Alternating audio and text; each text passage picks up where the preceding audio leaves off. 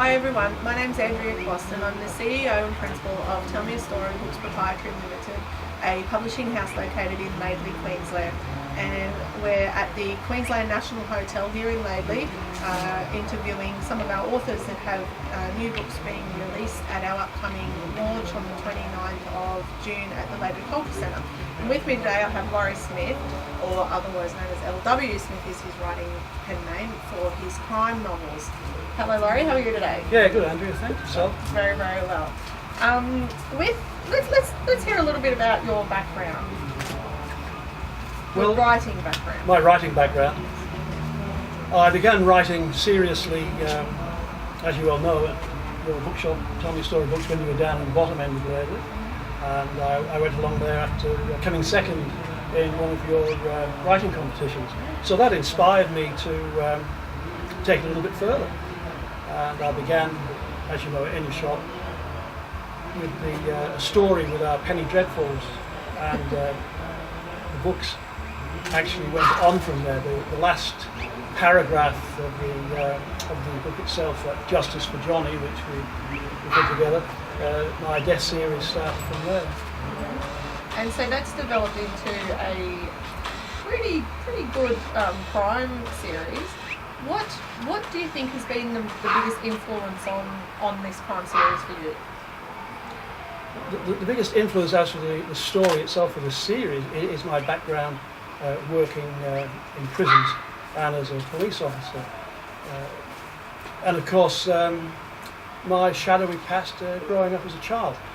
And all these things have influenced me and brought about this sense of a need of, I don't know, justice for the stories of other children that have been hurt and abused, that they be brought to the surface and that people stop hiding away from them and realise that bad things happen to good people. Yeah, that's right. With the first title is Mountain of Death. Tell us a little bit about that. Mountain of Death, it follows the unremarkable life at the beginning of one Jack Hardy. He's a young man about King's Cross. He's a rogue, he's a bastard. He loves the women, he loves gambling. He's a thief, a car thief, a man for hire, a bouncer. One of your average underbelly types who frequent and live in King's Cross in Sydney. And a chance encounter sends his life in a whole different direction when he rescues a US serviceman from a severe beating, along with his offsider, young Barnsley. They form their own small gang and take on the US Army and steal a payroll. Of course, you know, that happens all the time, but he gets on the wrong side of the King's Cross crime boss and he's on the run for his life. And the story takes off from there. Now, I've heard you describe your finished novels as a complete product as bricks before, and that leads me to think that that's because of how thick they are and the heaviness of them. So we're talking about a lot of words here. What is your writing schedule like? You know, when you're writing that 140,000 words plus, we're talking about a person who spends a lot of time writing and developing that size novel. Tell us about your writing schedule. With Mountain of Death, with book one, it was frantic to say the least. I would spend upwards of 10 or 11 hours a day at the keyboard, writing furiously and with no other thought but to get everything down as soon as I possibly could. And of course, after hearing my good wife call out from the bedroom at 2 o'clock in the morning, "Are you coming to bed?" It made me think that, well, I really need to have a schedule. So it's like I put it down to being a job. So I get up in the morning, do what I had to do. About 8 o'clock I would sit down at the computer and hammer away till lunchtime, have a break, and keep on going for another 5 or 6 hours after that. Tell us about your writing environment. It's a great place. I have my own room with a view out over the little Liverpool ranges. I see trees and mountains and kangaroos. There's peace and there's tranquility. The room itself is decorated with memorabilia. I have guns, I have knives, I have books, toys, pictures of one of the favourite genres as a child, and that was to read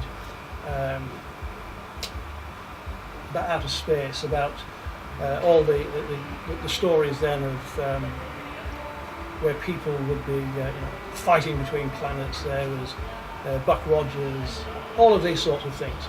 And to me, as a boy, they were just the duck's guts, right? It inspired me to read more and more and more. So the whole room, the room is me. Yeah. Do you have any authors or other writers in general that might influence you? Well, coming straight to mind is Wilbur Smith was the first author I read when I was joined the army, who continued on and still does throughout my life. I like his style, his content, the way he can run books generationally. The family just goes on and on and on, and it all keeps your interest. James A. Michener with his series of books. I mean, if he can write a couple of 100,000 words, I'm sure I can. And up to the recent was Robert G. Barrett, who's sadly left us. He was he wrote about life in King's Cross, about the big Queenslander, his hero. And there's people here and there I like to read about. Biographies. I like books on war. I like books on crime. And what I'm reading right now is Lee Child, the British author, who has his Jack Preacher series. So I've started reading him. That was my next question, is what are you reading at the moment? Yeah, that's right. Well, actually, I'm reading him and another story I haven't read by Robert G. Barrett. So it's keeping me busy. Have you had any issues with writer's block? No. No, I don't think so. I'm on book 6. There's no blocks. No blocks. Now, you're at this year's launch, you're actually releasing the second in the series, Valley of Death. What characters do you feel you have had the most writer-character intimacy with? With my lead protagonist, Annie Leeson. The reality is she's a female me, right? It's very hard to get under the skin of a same-sex character, to get into another person. But when you're writing a female character and who is damaged, she's a damaged person. It's not difficult. It's just different.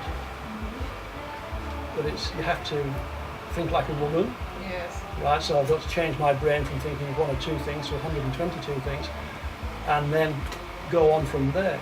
Because it's like writing about being a dog or a dinosaur. You have absolutely no experience at being that, so you have to develop it, and you have to think differently as you would as a man. Lots of people that have read your stories so far have said how great these books would be as movies.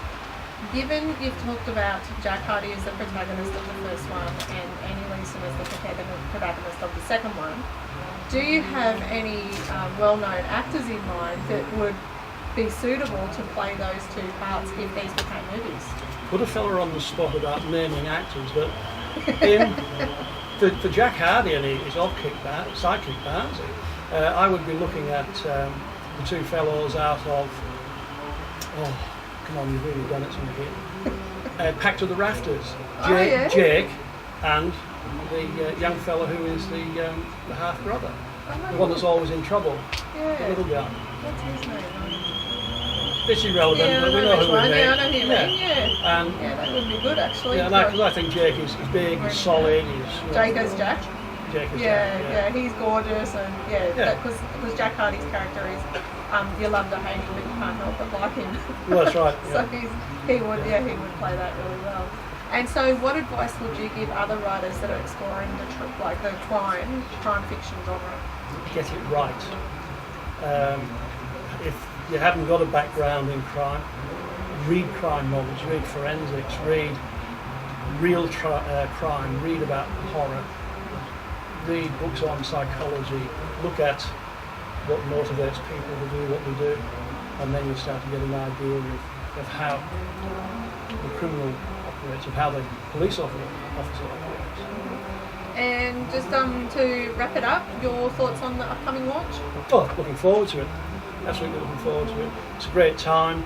You get up on stage, you have your couple of minutes of fame, you know, sway half of the audience and the rest boo at you or something like that. But no, it's just great to bring people together and showcase what's happening here at Tell Me a Story Books. That's right. Well, thank you for spending these few minutes with me today, and I look forward to seeing the new books, and the next one, which is River of Death, is the third one, which will be released at the third annual book launch in 2014. Thank you. Thanks, Andrea. Thank That's you. all right. Thanks.